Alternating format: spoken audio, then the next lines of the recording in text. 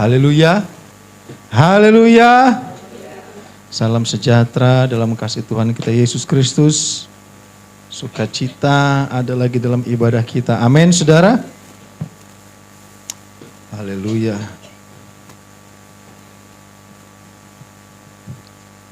Ya, sekolah minggu boleh naik ke atas.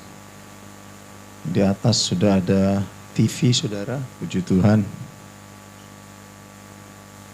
Sehingga anak-anak bisa lebih, berkreativitasnya untuk mereka bisa mendapatkan perhatian yang baik. Puji Tuhan, saya diberkati dengan pujian penyembahan. Saya percaya kita semua diberkati, amin. Dan mana Pak Willy? Oh, di atas, ngajar ya, puji Tuhan. Thank you again for your coming, sir. We are very blessed that you are here with us this morning. Oke, besok saya libur, saudara, Senin. Jarang saya umumkan saya libur, saudara. Utamanya biasanya kalau Senin itu libur, memang karena kalender Inggris dengan kalender Indonesia berbeda. Jadi kami ikut kalender Inggris. Kadang kalau Indonesia libur, saya kerja, gitu. Kalau Inggris libur ya saya libur. Jadi begitu, saudara. Biasanya kalau saya libur itu pertama based on hamba Tuhan, ya. Itu di kepala saya. Kedua mungkin mancing sama Bung Dedi. itu di pikiran saya, saudara. Terlalu jujur, saudara. Saya takut dijambak habis ini. Nah, ketiga, saya pikir kita belum pernah ke tempat Pak Willy. Mungkin besok siapa yang bisa ikut saya, mari kita main ke tempat Pak Willy. Amin. Kalau Pak Willy dagang, kita ikut dagang, saudara. Kita ramaikan dagangannya. Puji Tuhan. Ya, haleluya. Mari saudara kita perhatikan dalam firman Tuhan hari ini. Memang jadwal saya. Besok itu jadwal Om Isar. Nah, jadi minggu depan ya, minggu pertama gitu, saudara ya. Memang gantian. Saya sendiri gitu, saudara. Oke, mari kita perhatikan dalam 1 Tesalonika 2 ayat 1 sampai 12. 1 Tesalonika 2 ayat 1 sampai 12. Ya. So, sir, when you have time after the service, I would like to have a word with you because it's your second time for coming here. So I'll be happy to talk to you for a while ya. Thank you. Yang artinya gitu, saudara, lihat sini.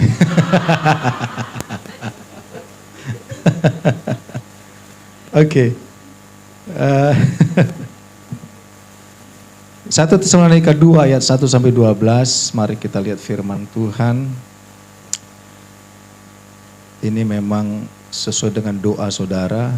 Tadi doanya Ibu Yemima menegur kami, berarti kita dapat yang keras gitu, saudara ya.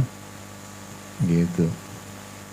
Kalau di arisan orang Batak, Tuhan sebentar lagi hamba kami ini akan berfirman. Nah gitu. Jadi firman, fir keras, man manusia gitu, saudara. Jadi memang manusia keras. Oke, 1 Tesalonika 2 1 sampai 12, kita berdiri yuk. Supaya lebih luar biasa, saya baca ayat ganjil, saudara akan baca ayat genap.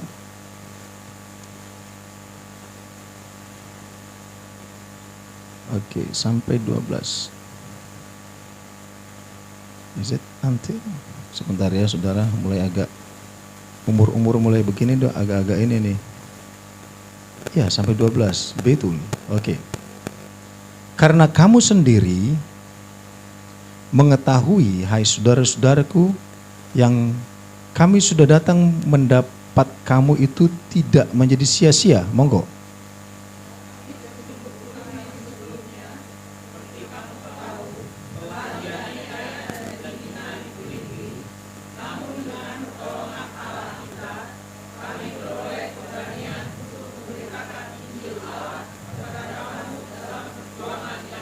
Ya puji Tuhan, maaf saudara, saya tadi baca terjemahan lama ternyata, baru saya rubah terjemahan baru ya. Memang saya suka yang lama-lama, yang tua-tua gitu saudara ya. Puji Tuhan. Sebab nasihat kami tidak lahir dari kesesatan atau dari maksud yang tidak murni dan juga tidak disertai tipu daya.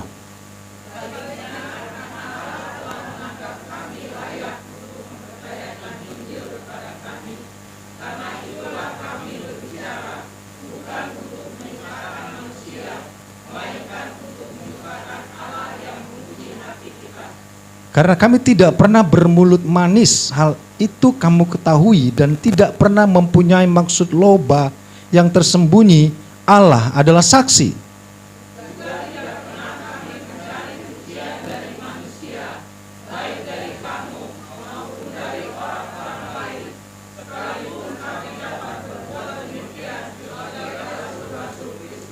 Tetapi kami berlaku ramah di antara kamu, sama seperti seorang ibu mengasuh dan merawati anaknya.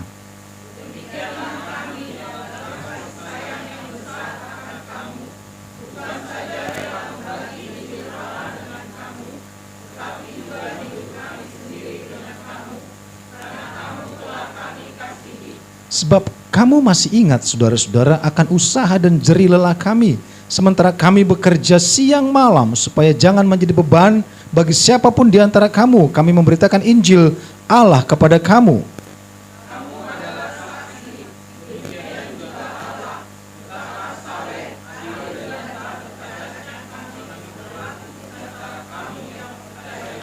Kamu tahu betapa kami seperti bapa terhadap anak-anaknya, telah menasihati kamu dan menguatkan hatimu seorang demi seorang.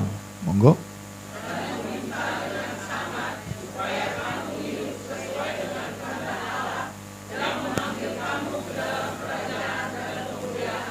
Amin. Silakan duduk. Puji Tuhan. Saudara, terima kasih. Ini yang menjadi firman Tuhan bagi kita pada saat siang hari ini, saudara. Saya mau kasih judul 4 teladan Kristus dalam diri seorang rasul. Dari pembacaan kita 12 ayat itu, saudara, merupakan surat Rasul Paulus kepada jemaat di Tesalonika. Sebuah jemaat yang digembalakan oleh Rasul Paulus sebelum diserahkan kepada Timotius. Dan ini, saudara, sebuah gambaran bagaimana Rasul Paulus berbicara kepada mereka dari hati ke hati. Subtemanya, saudara, saya mau katakan, apa yang Anda harapkan dari seorang hamba Tuhan? Apa yang Anda harapkan dari sebuah gereja? Apa yang Anda harapkan dari sebuah pekerjaan Tuhan? Dan saya mau itu pun paralel dengan apa yang Allah harapkan dari pekerjaan Tuhan. Jadi kami sebagai hamba Tuhan atau sebagai penginjil, sebagai gembala, saudara, ada di tengah-tengah. Apa yang diharapkan jemaat, kalau boleh itu paralel apa yang diharapkan Allah. Amin. Apa yang jemaat mau, itu juga apa yang Allah mau. Jadi kita balance, saudara. Jadi bukan hanya bicara apa yang jemaat mau, apa yang orang mau, apakah itu paralel dengan apa yang Allah mau. Jadi saudara, ini menjadi evaluasi yang Rasul Paulus jelas-jelas sampaikan. Bahwa di gereja di akhir zaman, apakah itu paralel dengan kehendak Allah? Bahwa jemaat Tuhan di akhir zaman, apakah itu paralel dengan maunya Tuhan? Karena garis besar kita adalah firman. Amin. Seorang hamba Tuhan pernah katakan, jangan bandingkan dirimu dengan orang Kristen yang menyebut mereka Kristen. Jangan bandingkan dirimu yang menyebut mereka anak Tuhan. Tetapi bandingkan dirimu dengan firman Tuhan. Amin. Karena tidak semua orang yang mengaku sebagai Kristen dan anak Tuhan hidupnya sesuai dengan firman Allah. Kami pun hamba Tuhan, kami tidak membandingkan diri kami kepada hamba Tuhan di luar sana. Kami membandingkan diri kami dengan firman Allah. Amin. Jadi kita berjalan paralel. Jumat kita dengar firman Tuhan. Dapatkah seorang berjalan kalau mereka belum sepakat? Amin. Kita perlu sepakat. Kita perlu melihat guideline. Kita perlu melihat compliance. Saya kira saya orang health safety, saudara, jadi larinya ke sana. Kita melihat blueprint yang Allah mau kerjakan dalam kehidupan kita. Yang pertama kita akan bahas, saudara, ada 4. Walaupun ini 12 ayat, kita bagi menjadi 4. 4 itu saya ingat sebagai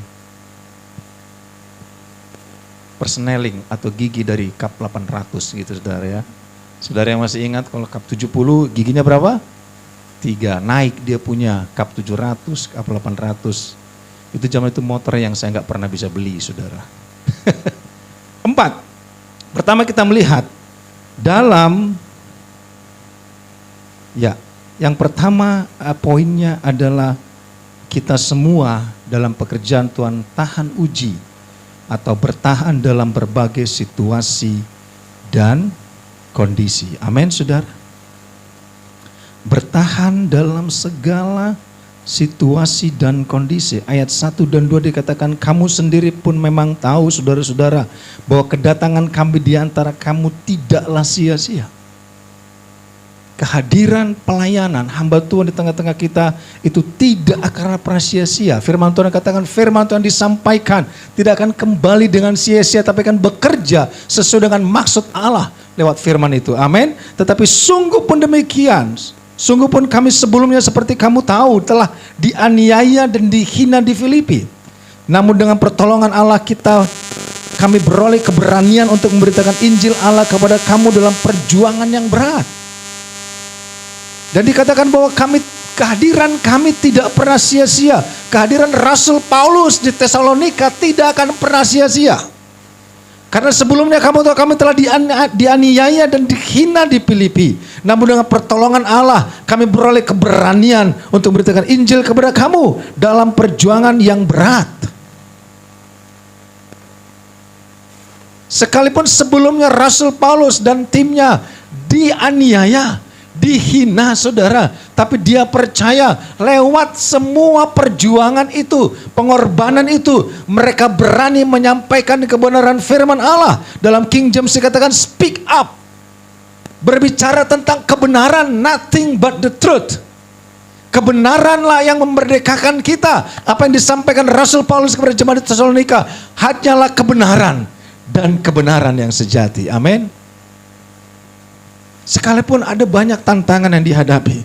Kalau kita paralel dengan 2 Timotius 4 ayat 2 sampai 5. Kalau cepat kita lihat 2 Timotius 4 ayat 2 sampai 5. Beritakanlah firman, siap sedialah baik atau tidak baik waktunya. Nyatakanlah apa yang salah, tegurlah dan nasihatilah dengan segala kesabaran dan pengajaran. Karena akan datang waktunya orang tidak dapat lagi menerima ajaran sehat, tapi mereka akan mengumpulkan guru-guru menurut kehendaknya untuk memuaskan keinginan telinganya.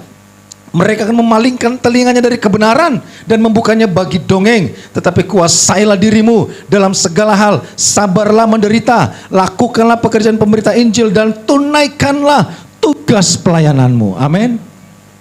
Karena ada zamannya, mulai zaman di Tesalonika, orang tidak bisa lagi mendengar kebenaran. Mereka memalingkan telinganya dari setiap kebenaran. Dan mereka pergi mencari guru-guru yang sesuai dengan telinga mereka.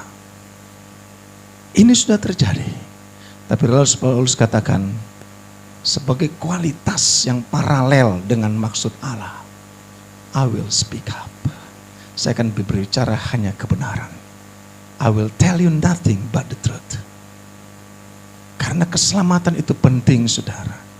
Banyak orang mempercayakan keluarganya kepada gereja atau kepada hamba Tuhan yang tidak membawa mereka pada kebenaran. Satu kali waktu kami di Bali, saya sampaikan di Bali, saudara, lebih baik engkau keluar dari gereja yang tidak membawa kau ke sorga.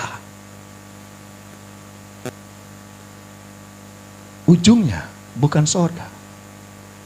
Banyak orang nyaman dan tenang, tentram, tidak terganggu, tidak tersinggung di gereja, tapi ujungnya mereka tidak membawa kepada sorga. Kita ingat bagaimana Nimrod, saudara. Dia berpikir dia dengan pengikutnya, dia bisa membawa jemaatnya ke sorga. Dengan membangun menara sampai ke sorga. Dia berpikir pengikutnya dan dia bisa sampai kepada Allah. Dia bisa membawa jemaatnya yang besar itu ke sorga. Tapi Tuhan bilang, no. Bukan begitu caranya. Amin, saudara. Speak up. Banyak orang sudah tidak mau lagi mendengarkan kebenaran. Banyak orang sudah tidak mau lagi mendengarkan apa yang sebenarnya firman Allah sejati. Sekalipun saudara banyak hamba Tuhan, sudah lebih baik cari zona nyaman. Udahlah, kita nggak usah bicara begitu, terlalu keras. Nanti jemaat kabur. Oh, nggak apa-apa, saudara. Karena Bahtera Nuh lebih banyak hewan daripada orang. Hanya 8 orang masuk ke Bahtera Nuh. Amin, saudara. Saya mau kita semua masuk dalam kebenaran itu. Lanjut, saudara. Berkomitmen, yang kedua, berkomitmen untuk menyenangkan hati Tuhan. Ayat 3-6, sebab nasihat kami tidak lahir dari kesesatan atau dari maksud yang tidak murni dan juga tidak disertai tipu daya. Sebaliknya, karena Allah telah menganggap kami layak untuk mempercayakan Injil kepada kami. Karena itulah kami berbicara bukan untuk menyukakan manusia, melainkan untuk menyukakan Allah yang menguji hati kita. Karena kami tidak pernah bermulut manis. Hal itu kamu ketahui dan tidak pernah mempunyai maksud loba yang tersembunyi. Allah adalah saksi. Juga tidak pernah kami mencari pujian dari manusia, baik dari kamu maupun dari orang-orang lain. Sekalipun kami dapat berbuat demikian sebagai rasul-rasul Kristus.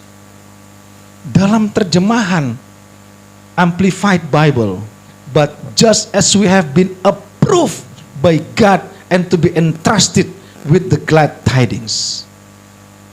Approve, saudara, orang yang menjadi hamba Tuhan. Lewat Rasul Paulus katakan, Rasul Paulus mengakui bahwa dia adalah quality approved, qualified, yang di-approve oleh Allah menjadi penginjil. Bahwa Rasul Paulus mengakui bahwa dia bukan menginjil karena kehendaknya sendiri, tapi memang sebuah seleksi yang Allah sudah lihat, perjalanan yang sudah Allah lihat, sehingga Rasul Paulus mengakui bahwa I am well approved by God to speak to you about the gospel. Jadi bukan sembarangan, saudara. Berarti kalau Rasul Paulus adalah seorang rasul yang approved by God, seorang rasul yang memang sudah quality control, approve oleh Tuhan. Memang zaman itu banyak bidat, banyak hamba Tuhan, banyak rasul yang sebenarnya adalah orang-orang yang tidak di-approve oleh Tuhan. Jadi ada track record yang Rasul Paulus sampaikan kepada jemaat di Tesalonika. Bahwa dia pun mengalami banyak sekali penderitaan. Dia dicambuk, dia dihina, dia ditelanjangi di pasar di Filipi, saudara. Dia tahu bahwa kebenaran yang dalam hidupnya itu dia harus sampaikan kepada banyak orang. Dan dia adalah rasul yang memang di-approve oleh Allah. Amin, saudara. Itu Rasul Paulus. Sehingga Galatia 1 ayat 10 berkata, jadi bagaimana sekarang? Adakah ku cari kesukaan manusia atau kesukaan Allah? Adakah ku coba berkenan kepada manusia? Sekiranya aku masih mau mencoba berkenan kepada manusia, maka aku bukanlah hamba Kristus. Amin. Kalau mencari perkenan manusia, itu hamba manusia. Tetapi kalau mencari perkenanan Kristus, itu adalah hamba Kristus. Amin. Jadi tidak semua kita hidup harus berkenan di hadapan manusia. Tetapi yang penting kita semua hidup harus berkenan di hadapan Allah. Amin, saudara. Engkau dan saya, apapun kehidupan kita, lewat ibadah kita, saudara, kita mengejar perkenanan Tuhan. Adakah ku cari kesukaan manusia atau kesukaan Allah? Adakah ku coba berkenan kepada manusia? Sekiranya aku masih mau mencoba berkenan kepada manusia, maka aku bukanlah hamba Kristus. Amin, saudara. Sehingga jelas dikatakan, kami tidak pernah bermulut manis. Hal itu kamu ketahui dan tidak pernah mempunyai maksud loba yang tersembunyi. Allah adalah saksi. Juga kami tidak pernah mencari pujian dari manusia, baik dari kamu maupun dari orang-orang lain, sekalipun kami dapat berbuat demikian sebagai rasul Kristus. Jadi kita melihat quality control, saudara. Mana gereja yang paralel dengan kehendak Allah, mana yang bukan. Mana jemaat yang paralel, keinginan jemaat dengan keinginan Allah. Itu yang harus paralel, saudara. Amin. Dan ini membawa kita kepada kedewasaan rohani. Sehingga 1 Petrus 5 ayat 2 berkata, gembalakanlah kawanan domba Allah yang ada padamu. Jangan dengan paksa tetapi dengan sukarela, sesuai dengan kehendak Allah, dan jangan karena mau mencari keuntungan, tetapi dengan pengabdian diri. Amin, saudara. Semuanya adalah bicara pengabdian, bukan bicara tentang keuntungan, bukan bicara tentang profit. Bukan bicara tentang bagaimana kita bisa mengejar amplop, saudara, maaf. Saudara tahu, pelayan-pelayan Tuhan yang berjalan bersama dengan kami. Bahkan kami pun kalau ketika dipanggil melayani baik di wilayah maupun di gereja mana saudara. Dia kasih ampun, kita kembalikan. Bahkan kita tambah, amin saudara. Karena kita mau menjadi berkat bagi orang lain. Bukan untuk mencari keuntungan, bukan untuk mencari profit, bukan untuk mencari puji-pujian, bukan. Rasul Paulus menggariskan ini adalah well approved by God. Bahwa inilah cara yang Tuhan mau bagi jemaat dan bagi kita semua. Bahwa kita bukanlah orang-orang yang mencari keuntungan pribadi. Bukan mencari keuntungan lewat setiap pekerjaan dan pelayanan yang Tuhan tetapkan dalam kehidupan kita. Karena saya mau. Upahnya bukan kalender saudara, amin. Upahnya sorga, amin saudara. Karena sorga itu yang terindah bagi engkau dan saya. Tujuannya adalah sorga, tujuannya kita mau masuk ke dalam sorga yang mulia.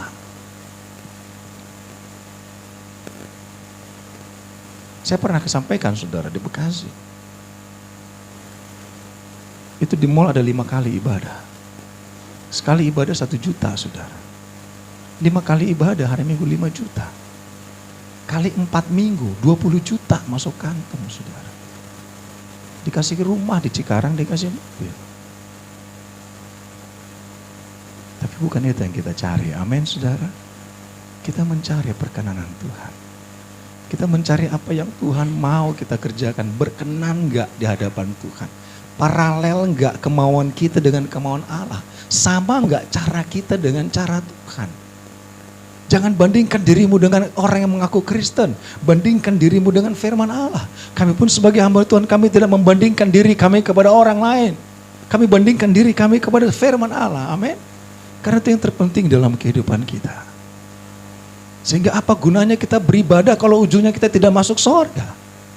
Apa gunanya kita datang berlelah-lelah saudara kalau ujungnya kita tidak berkenan di hadapan Tuhan? Apa gunanya kami melayani dengan segala usaha dan upaya, mungkin pengorbanan kalau ujungnya kami tidak berkenan di hadapan Allah? Mari kita sepakat, kita berkenan di hadapan Tuhan. Amin. Ini yang Tuhan mau dalam kehidupan kita. Yang ketiga, kasih yang tulus dan tegas. Amin. Saya tersentuh dengan kesaksian Ibu Noni. Mana Ibu Noni? Gak hadir hari ini. Anaknya Charlie. Ma, kasih pendeta. Pendeta itu galak tapi tegas. Tapi hari ini dia ada di mana saudara? Dia sudah ada di Malaysia bekerja. Amin. Jadi kasih itu tidak pura-pura. Kasih itu tulus. Dan kasih itu pun tegas. Lanjut ayat 7-9. Tetapi kami berlaku ramah di antara kamu. Sama seperti seorang ibu mengasuh dan merawati anaknya. Demikianlah kami dalam kasih sayang besar akan kamu. Bukan saja rela membagi Injil Allah dengan kamu. Tetapi juga hidup kami sendiri dengan kamu. Karena kamu telah kami kasihi. Jadi bukan cuma menyampaikan Injil. Tapi rela berbagi hidup. Sharing life. Amin.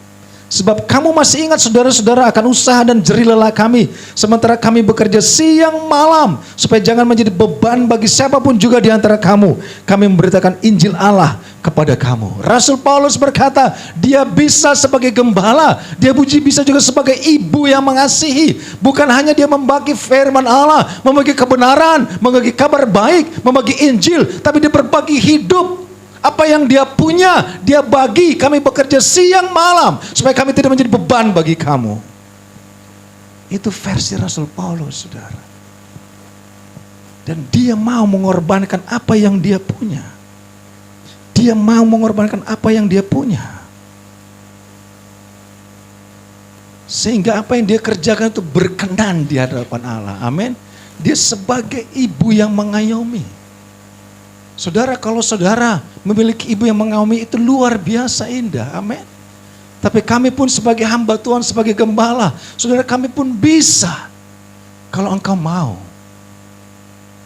jangan sampaikan kepada orang lain. Sampaikan kepada Tuhan lewat doamu. Amin saudara. Makanya kita datang berjudo. Firman Tuhan dalam hari Jumat berkata, karena bukankah hidup ini perlu adalah sebuah pergumulan, sebuah perjuangan, sebuah peperangan. Amin, saudara. Judo itu hidup kita bukan hanya berjudo, tapi juga berperang. Ayub katakan, saudara. Sehingga kita perlu menyampaikan semua di bawah kaki Tuhan. 1 Korintus 15 ayat 10 katakan, tetapi karena kasih karunia Allah, aku adalah sebagaimana aku ada sekarang, dan kasih karunia yang dianugerahkannya kepadaku tidak sia-sia. Sebaliknya, aku telah bekerja lebih keras daripada mereka semua. Tetapi bukannya aku, melainkan kasih karunia Allah yang menyertai aku. Rasul Paulus jelas katakan, aku bekerja lebih keras dari mereka semua. Adakah kita beribadah lebih keras dari orang lain? Adakah kita melayani lebih keras dari orang lain? Karena hidup ini, bukankah hidup ini adalah sebuah perjuangan? Bukankah hidup ini adalah sebuah peperangan, saudara?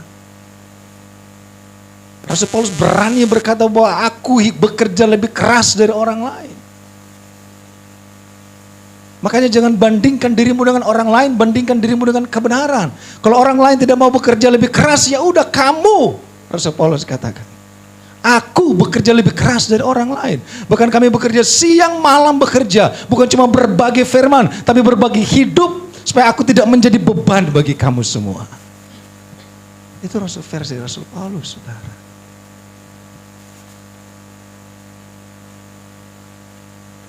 Dan ini menjadi kebenaran bagi kita. Aku bisa sebagai ibu bagi kita semua. Saudara, tetapi kasih itu tulus, kasih itu juga tegas. Perhatikan dalam Injil Matius 10 ayat 34 sampai 37. Jangan kamu menyangka, ini perkataan Yesus.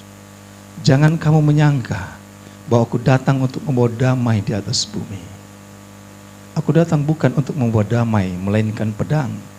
Sebab aku datang untuk memisahkan orang dari ayahnya, anak perempuan dari ibunya, menantu perempuan dari ibu mertuanya, dan musuh orang ialah orang-orang seisi rumahnya. Barang siapa mengasihi bapa atau ibunya lebih daripadaku, ia tidak layak bagiku. Dan barang siapa mengasihi anaknya laki-laki atau perempuan lebih daripadaku, ia tidak layak bagiku. Satu kali Yesus menggambarkan kehidupan kekristenan tidak selalu dalam damai dan tentram. Ada kalanya Yesus datang untuk melakukan pemisahan. Ada kalanya Yesus datang untuk membawa mereka untuk berterpisah, saudara. Karena apa, saudara? Karena kasih itu harus tegas. Amin. Kasih itu harus menyampaikan kebenaran dan kebenaran saja. Kita tidak berkompromi dengan dosa. Kita tidak fleksibel dengan dosa. Kita tidak mengakui dosa sebagai bagian dari kebenaran. Kebenaran adalah kebenaran. Yesus berkata, aku bukan datang untuk hanya membawa damai, tapi aku datang membawa pedang, sebuah pemisahan. Kalau bicara tentang keselamatan, kalau bicara tentang kebenaran, siapapun dia yang tidak sejalan dengan kebenaran, Tuhan katakan, I'm coming, bringing a sword. Aku datang membawa pemisahan. Karena apa gunanya? Kita tidak berkenan di hadapan Tuhan, tapi hanya berkenan di hadapan manusia. Mari kita menyelamatkan diri kita dan seisi rumah kita. Mari kita mempertahankan kebenaran itu, saudara. Kita boleh bertoleransi dengan tetangga kita. Tapi kalau bicara kebenaran, tetap kebenaran. Amin. Kalau bicara Yesus, tetap Yesus. Kalau bicara tentang Tuhan, tetap Tuhan. Dan kalau bicara tentang kebenaran dan kebenaran yang sejati, Tuhan katakan, jangan kamu menyangka aku datang membawa damai di atas bumi. Aku datang bukan untuk membawa damai, melainkan pedang. Karena akan datang waktunya, saudara. Pemisahan itu akan terjadi. Sudah kita dengar firman Tuhan bagaimana dua orang bahkan di kamar sekalipun, suami istri, saudara, kalau mereka benar-benar dalam kebenaran, keduanya akan diangkat. Tapi kalau tidak ada kebenaran dalam salah satu dari mereka, satu diangkat, satu ditinggal. Bahkan dalam mereka perjalanan pengirikan saudara, dalam mereka melakukan tugas mereka di ladang mereka sama-sama bekerja, mereka sama-sama lelah, mereka sama-sama melakukan apa yang mereka harus lakukan. Tapi ternyata didapati salah satu dari mereka tidak melakukan kebenaran, didapati salah satu dari mereka tidak ikut dalam kebenaran Tuhan. Satu diangkat, satu ditinggal. Kasih itu tulus. Tapi kasih Tuhan tegas dalam hidup kita. Amin. Jangan pernah mempermainkan kebenaran. Jangan pernah mempermainkan firman. Jangan pernah kita meremehkan suara Tuhan. Dalam Amsal dikatakan jangan remehkan didikan Tuhan. Lanjut saudara. Dikatakan bahwa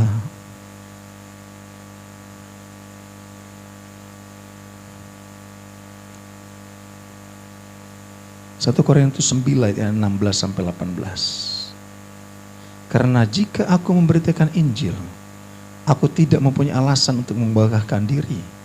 Sebab itu adalah keharusan bagiku. Celakalah aku jika aku tidak memberitakan Injil. Kalau andai kata aku melakukannya menurut kehendakku sendiri, memang aku berhak menerima upah. Tetapi karena aku melakukannya bukan menurut kehendakku sendiri, pemberitaan itu adalah tugas penyelenggaraan yang ditanggungkan kepadaku. Kalau demikian, catat, apakah upahku? Upahku ialah ini, bahwa aku boleh memberitakan Injil tanpa upah, dan bahwa aku tidak mempergunakan hakku sebagai pemberita Injil. Amin. Rasul Paulus katakan bahwa apa yang dia sampaikan, apa yang dia kerjakan, dia tidak mengharapkan upah. Bahkan upahku ialah bahwa aku boleh memberitakan Injil tanpa upah. Amin saudara. Ini yang berbeda. Ini yang paralel dengan maksud Tuhan saudara. Ketegasan dan firman yang disampaikan kepada jemaat di Tesalonika membentuk mereka, membawa mereka kepada kebenaran. Sehingga saudara tidak serta-merta setiap kita pulang ibadah, kita harus pulang dengan senyum dan sorak-sorai. Sah-sah saja. Tetapi kadangkala, dikala kita pulang dari ibadah, kita merenung, kita tertunduk, kita tertuduh, kita tersakiti. Dan itu pun menjadi bagian dari rencana Tuhan. Amin. Untuk membawa perubahan dalam kehidupan kita. Sehingga saudara kita pun, dikala kita berurusan dengan Tuhan saudara, tidak serta-merta kita menikmati damai sukacita yang melimpah.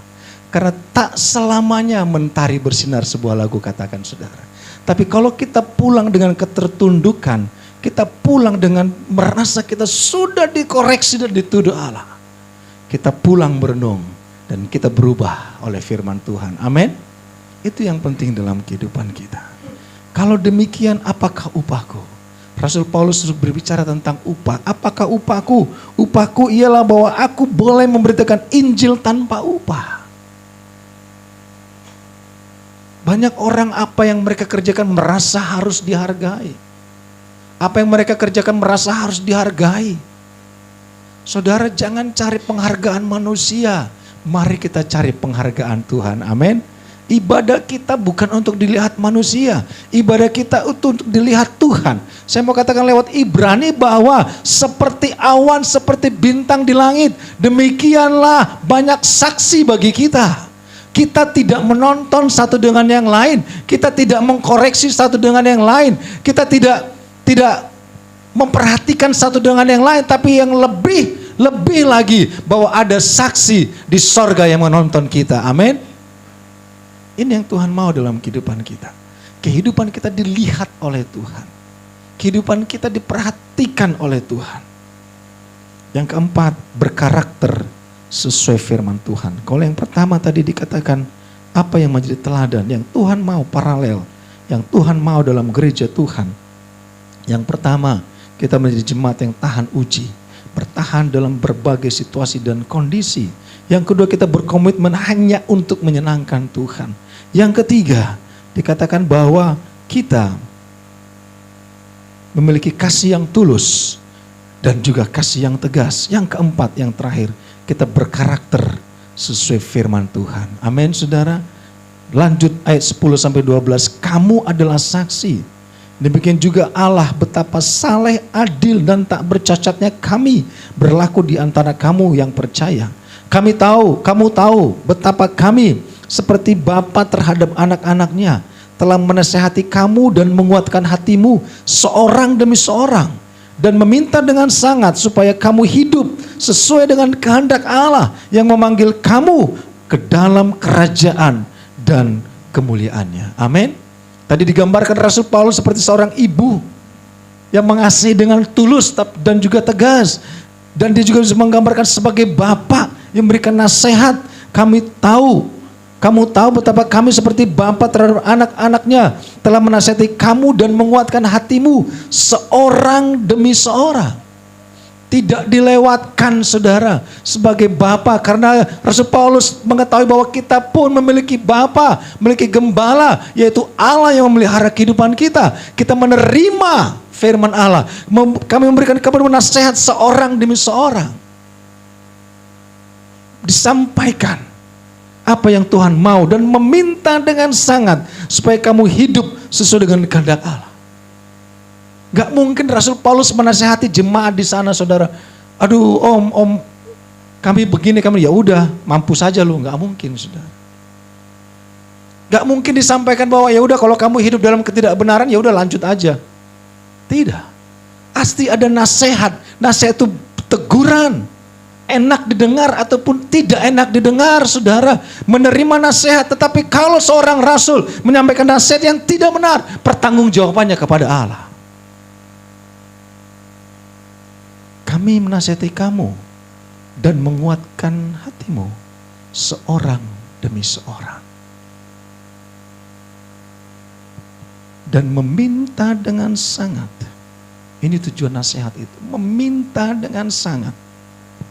Supaya kamu hidup sesuai dengan kehendak Allah. Meminta dengan sangat. Supaya kita hidup sesuai dengan kehendak Allah. Bukan kehendak kita. Kecuali kita anak presiden, saudara. Bisa. Itu pun dibatalkan kemarin, saudara. Hidup sesuai dengan kehendak Allah. Semuanya sesuai dengan kehendak Allah. Bukan kehendak kita. Bukan kehendak emak gue. Hidup sesuai dengan kehendak Allah. Amin. Karena kehendak Allah lah yang terbaik dalam kehidupan kita. Yang memanggil kamu ke dalam kerajaan dan kemuliaannya. Karena ada kerajaan, ada kemuliaan yang Allah siapkan bagi engkau dan saya. Hidup sesuai dengan kehendak Allah. Ini yang menjadi barometer bagi kita. Saya mau kita benar-benar mengerti. Mana kehendak kita. Mana kehendak Allah, mana cara kita, mana cara Allah. Kalau itu paralel, no problem. Amin, saudara. Tapi kalau itu tidak paralel, apakah Allah yang kita perbaiki atau kita yang kita perbaiki? Kan ini menjadi pertanyaan, saudara. Kalau itu mungkin tidak paralel, tidak sesuai dengan metode pekerjaan Tuhan, kami pun harus berkaca kepada firman Tuhan. Apakah ini sudah sesuai dengan apa yang Tuhan mau kami kerjakan? Atau kami tidak bertanggung jawab? Atau kami tidak menasehati? Atau kami tidak melakukan apa yang Tuhan mau kami kerjakan? Atau kami pergi muter-muter keliling Indonesia, saudara? Cari amplop mungkin. Apa kami meninggalkan saudara 3 bulan, 6 bulan? Tidak, saudara. Kami pun mengukur diri kami sesuai dengan firman Tuhan. Apakah sudah sesuai atau belum? Sehingga jemaat Tuhan pun mengukur apakah ini sesuai dengan kehendak Allah atau tidak. Ini yang Tuhan mau, ada plafon, ada ceiling yang Allah tetapkan. Sehingga engkau dan saya sebagai umat Tuhan, sebagai anak Tuhan, kita adalah well approved by God. Amin. Kita adalah hamba Tuhan, kita adalah pelayan Tuhan, kita adalah jemaat Tuhan. Well approved by the master. Not well approved by people. Kita benar orang-orang yang sudah di-approve oleh Tuhan. Sekalipun standar dunia mungkin approve, MUI saudara gitu, halal. Bukan. Kita harus di-approve oleh Tuhan. Ayat terakhir dikatakan saudara. 1 Korintus 11 ayat 1. Saya baca ayat ini dalam terjemahan lama. Dalam TL, bukan TB saudara ya. 1 Korintus 11 ayat 1. Hendaklah kamu menurut teladanku, seperti aku pun menurut teladan Kristus. Ini yang Rasul Paulus sampaikan. Bahwa keteladanan kita hanya Yesus. Amin. Keteladanan kita hanya Tuhan. Manusia tidak patut menjadi teladan bagi kita. Maka Rasul Paulus katakan, kami tidak mencari puji-pujian dari kamu. Kami tidak mencari penghormatan dari manusia. Karena keteladanan kita Tuhan sendiri. Kita tidak bisa melihat kesempurnaan di dunia ini. Saya pernah katakan bahwa tidak ada gereja yang sempurna di dunia ini. Kalau ada gereja yang sempurna, saudara, kita sudah kiamat. Udah selesai, saudara. Makanya saudara, firman Tuhan katakan, hendaklah kamu menurut teladanku, seperti aku pun menurut teladan Kristus. Kita semua meneladani Kristus. Amin. Kita semua meneladani Tuhan. Ini yang paralel dalam kehidupan kita, saudara. Saya kadang kalau sedang berdoa, Tuhan mana yang Tuhan mau? Saya katakan, Tuhan kenapa ini firman-Nya? Ini firman cari gara-gara Tuhan. Tapi Tuhan bilang ya itu. Sebagai hamba Tuhan pun kami mau menjadi hamba Tuhan yang tepat sasaran. Hamba Tuhan yang berguna bagi engkau. Kalau kita naik lagi ke atas sedikit dikatakan saudara bahwa kamu sendiri pun memang tahu saudara-saudara bahwa kedatangan kami di antara kamu tidak sia-sia. Supaya kedatangan kami, supaya pelayanan ini tidak sia-sia saudara. Semua kita berkenan di hadapan Tuhan, amin. Semua kita ikut well approved oleh Tuhan. Semua kita sudah well approved lewat screening dari Tuhan. Engkau dan saya melewati proses screening dari Tuhan. Kami pun pelayan-pelayan Tuhan memiliki proses screening dari Tuhan dan itu well approved. Sehingga ujungnya, sabaslah engkau, hai hambaku yang baik dan setia. Ini tujuan kita di ujungnya saudara. Apa gunanya kita beribadah saudara? Kalau ujungnya kita tidak menikmati, sabaslah dalam kebahagiaan Tuhanmu. Kalau kita tidak menikmati janji berkat Tuhan. Sampai di mana iman kita? Sampai di mana kita berproses saudara? Sampai di mana kita melakukan setiap kehendak Tuhan. Sehingga kami sebagai hamba Tuhan, kami memberikan pertanggungjawab kepada Tuhan. Sehingga kami tidak berdosa di hadapan Tuhan. Kami sudah menyampaikan apa yang Tuhan mau kami sampaikan. Kami sudah menyampaikan paralel kualitas approve dari Tuhan yang harus kita kerjakan dalam kehidupan kita. Amin. Ini firman Tuhan bagi kita. Saya undang kita bangkit berdiri.